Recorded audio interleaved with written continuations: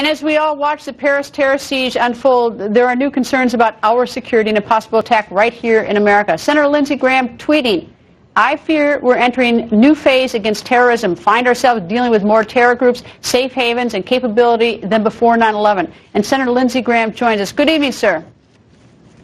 Good evening, Greta. Very distressing, very disturbing.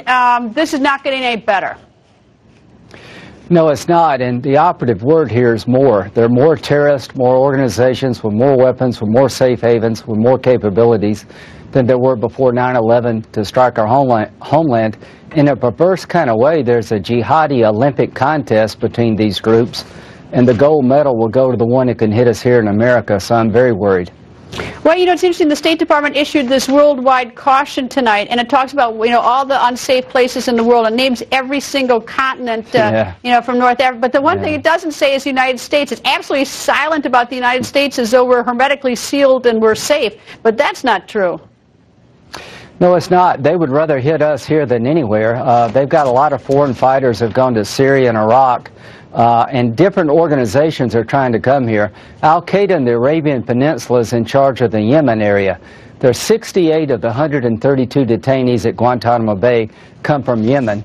And the Obama administration seems to be hell-bent on letting people out of Guantanamo Bay at a time when it really is dangerous. So Senator Ayotte has legislation to put a moratorium on releases from Guantanamo Bay for medium and high-level threats. I hope that passes soon, and I hope the President will reevaluate his failed policies, because we no longer interrogate terrorist suspects. We read them their Miranda rights, and at the end of the day, the budget cuts for the Department of Defense and the intelligence community is making it less safe for us, degrading our capability to pick up one of these attacks.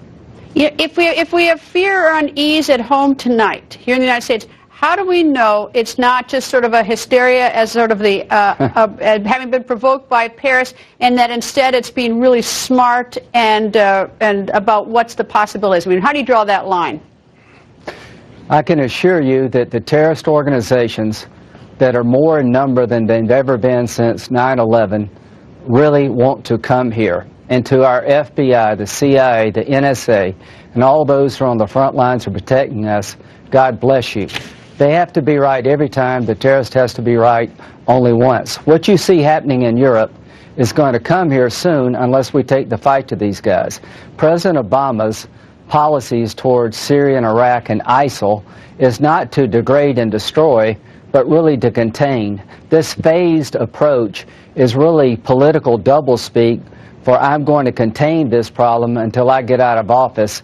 And if he allows these guys a safe haven for 3 more years because he doesn't want to take them on with ground components, the likelihood of us getting attacked goes up exponentially.